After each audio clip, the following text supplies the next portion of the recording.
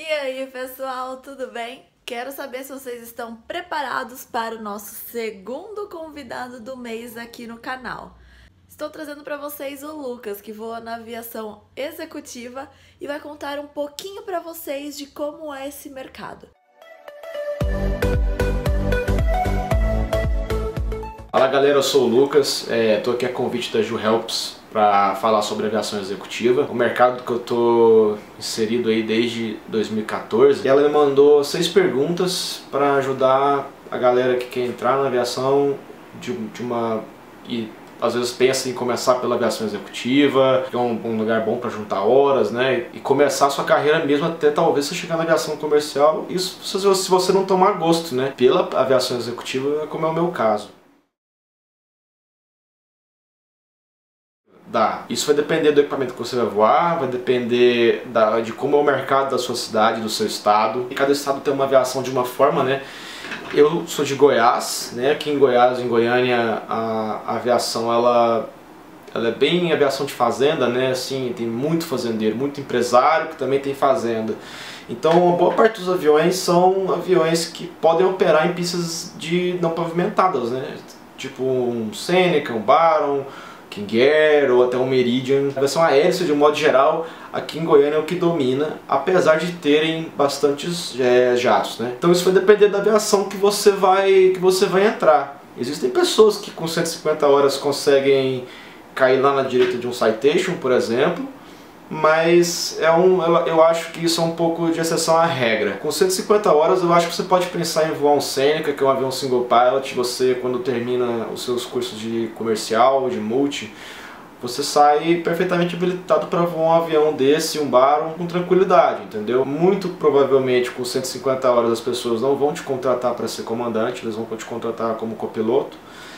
Mesmo de Seneca, mesmo de Baron. Se você for pensar em Learjets, por exemplo, em Falcon, um avião desse tamanho, as coisas já ficam um pouco mais complicadas, porque os caras geralmente querem gente com mais experiência, né? Então 150 horas é muito pouco para o cara pagar um curso de simulador para você, coisa e tal. Então provavelmente vai ser num avião onde isso não seja necessário.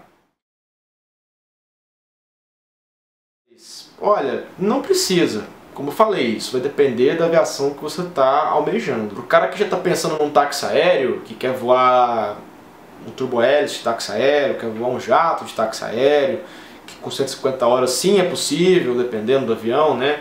E do táxi aéreo, é um diferencial, cara. Então eu acho que faz toda a diferença, né? Mas falar inglês é legal, porque isso te credencia a você voar um avião melhor, como um jato. Fazer um simulador, por exemplo, você falar inglês é um diferencial e facilita muito, porque você não precisaria de um intérprete. Então o seu patrão, o seu contratante, ele pode realmente querer te contratar porque você fala inglês e ele não vai precisar de ter esse gasto. Então, eu comecei frequentando aeroporto. Eu não tenho nenhum parente piloto, eu sou pioneiro da minha família, por assim dizer, né? Não conheço ninguém, não conhecia ninguém, então eu tive que começar sozinho. Depois que eu já estava voando, eu escutei de um piloto um negócio muito interessante, que foi justamente bem no começo da minha carreira. Então ele falou para mim assim: avião fica em aeroporto, piloto tem que ir para o aeroporto. Se você quer achar emprego, você tem que frequentar hangar. E foi assim que a gente descobre aonde tem vagas, aonde tem gente precisando de copiloto, onde tem gente precisando de comandante, tem gente comprando avião, onde não tem. Aí frequentando hangar, frequentando aeroporto. Então se eu puder fazer uma recomendação a você que tem interesse na aviação executiva, frequente hangares. Se apresente, fala quais são as suas intenções, se você já é piloto, se você não é, se você quer conhecer pessoas, que você quer um emprego e que você quer, enfim, começar a sua carreira. Tem que dar a letra na pessoa que for a responsável pelo hangar, porque é um ambiente um tanto quanto, como eu falo, hostil, né? Eles não recepcionam muito bem você quando você chega lá sem mais nem menos, né? Então é interessante que você se apresente, você fale as suas intenções ali, e muitas vezes eu acho que todos os hangares vão te receber muito bem, vão te deixar frequentar lá, você vai ficando amigo das pessoas e assim você vai conhecendo pilotos que vão te recomendar e tudo mais.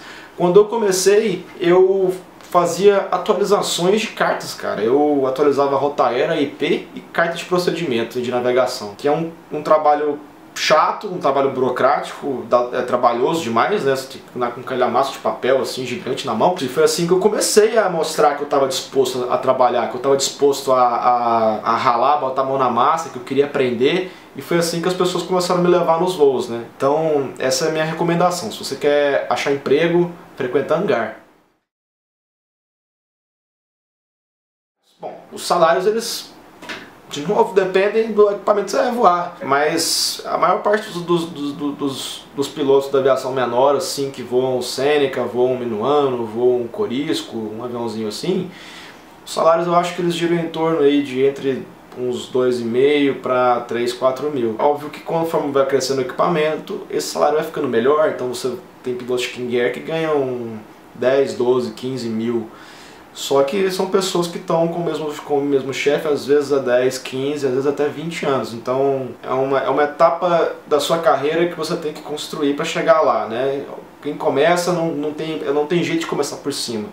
Tem que passar pelos salários mais baixos e tudo mais. Então os salários têm salários baixos, salários pequenos e salários médios e exorbitantes, né?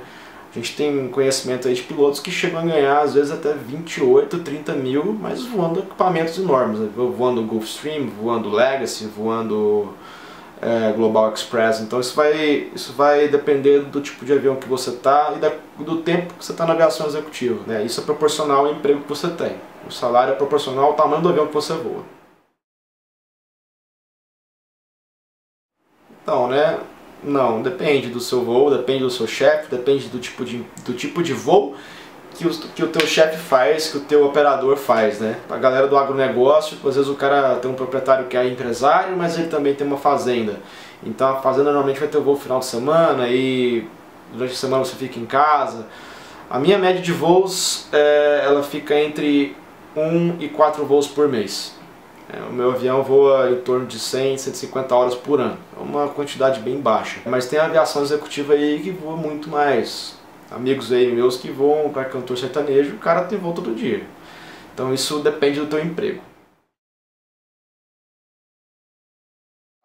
Não tem escala. A escala é você estar sempre sobre aviso. Normalmente tem alguns chefes que tem, alguns proprietários, alguns operadores que eles te passam antes um cronograma de que vai ter de voo, que normalmente são voos corporativos, então ele sabe mais ou menos onde ele tem que estar, em que lugares ele vai estar. Eu fico sabendo dos meus voos uma semana antes, 5 dias antes, 2 dias antes, normalmente assim. Essas são as minhas antecedências de assim, que eu fico sabendo dos voos que eu vou ter.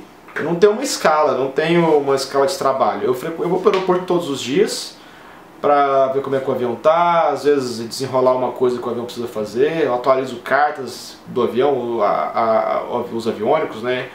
O avião que eu vou hoje, ele é equipado com ProLine 21, então preciso atualizar o banco de dados. O meu trabalho, ele vai além do voo, né? A minha escala de trabalho, ela é como se fosse comercial de segunda a sexta, mas esporadicamente eu tenho voos de final de semana. Os meus voos, na maior parte das vezes, são entre segunda e sexta-feira. Enquanto para os meus amigos lá que voam para cantor sertanejo, final de semana é quando mais voa. O cara faz 3, 4 voos em um dia, né? Então é isso, eu espero que eu tenha ajudado. Quem tem dúvidas, quem tem interesse nesse mercado, quem gostaria de ingressar nesse mercado para começar a construir a carreira. E é isso aí, um abraço.